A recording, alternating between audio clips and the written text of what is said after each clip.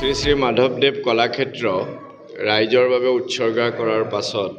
মাননীয় মুখ্যমন্ত্ৰী ডক্টৰ হিমন্ত বিশ্ব শৰ্মাদেৱে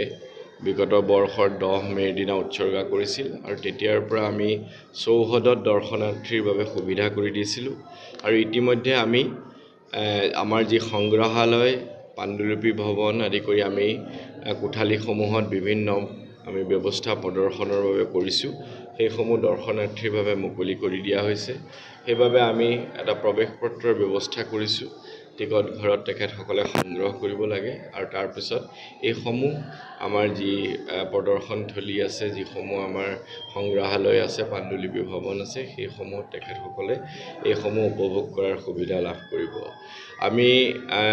মাধৱদেৱ কলাক্ষেত্ৰৰ এয়া মাত্ৰ শুভাৰম্ভণিহে আমি অনাগত সময়ত আৰু বহু কিছু সংযোজন সম্পদ ইয়াত আমি সংযোজন কৰিম যিসমূহৰ দ্বাৰা আমি ভাবোঁ কেৱল স্থানীয়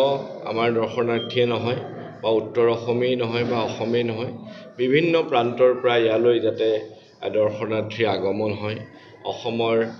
যি সাতাম পুৰুষীয়া আমাৰ যি গৌৰৱ উজ্জ্বল সংস্কৃতিৰ ধাৰা আছে সেইসমূহৰ বিষয়ে যাতে তেখেতসকলে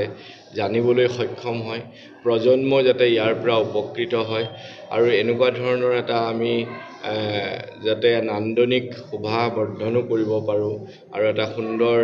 এটা স্থান ৰূপে যাতে শ্ৰী শ্ৰী মাধৱদেৱ কলাক্ষেত্ৰ